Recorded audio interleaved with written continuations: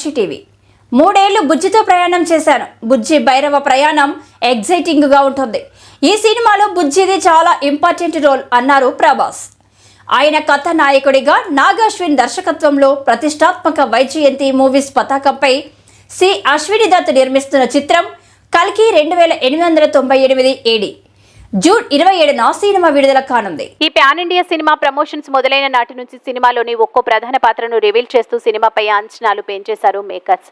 ఇందులో ప్రభాస్ భైరవగా నటిస్తున్న విషయం తెలిసిందే. భైరవ మిత్రుడైన బుజ్జి పాత్రను బుధవారం హైదరాబాద్ RFCలో ఓ ప్రత్యేక ఈవెంట్ను ఏర్పాటు చేసి విభిన్నంగా బుజ్జి క్యారెక్టర్ను చిత్ర బృందం రివీల్ చేశారు. బుజ్జి అంటే కల్కి 2898 ఏడి సినిమాలో ప్రభాస్ నడిపే కారు.